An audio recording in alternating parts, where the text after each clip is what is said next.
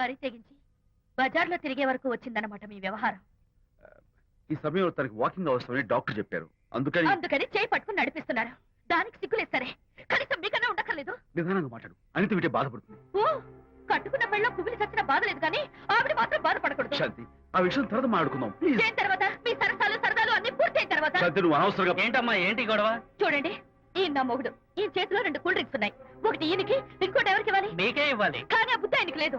ఆ రెండో ఆవిడికి. శాంతి, ఏంటి అలా రేయ్? నువ్వు నోరు మూసుకుంటావా లేదా? మీరెన్ని వేషాలు వేసినా నోరు పుస్తకం కూర్చున్నానండి. ఏమిటి శాంతి? Public nuisance. పబ్లిక్ లో మీరు పచ్చిగా తిరిగితే తప్పలేదు కానీ పబ్లిక్ గా నన్ను అడిగితే మాత్రం తప్ప. మీ మగాళ్ళే అంత. పైగా మీ అక్రమ సుందరికి చెప్పన ముసుకోండి. మాట్లాడుకో. దాని మీద అంత మోసంటే నన్నెందుకు పడి చేస్తున్నారు? పైగా సమర్థించుకోవడం.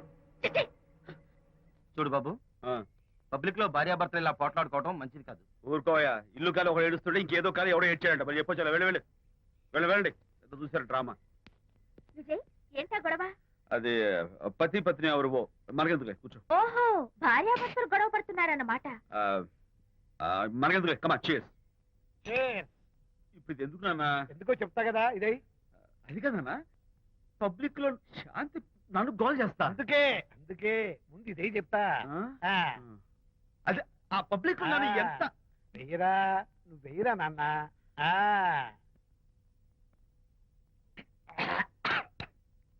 ఏదైనా చేదుగా ఉంది. ఫోన్ ఫోన్ బాగుంటుంది. ముందు ఇది తిను. నువ్వు వెళ్ళి చికెన్ పట్టరా. ఓ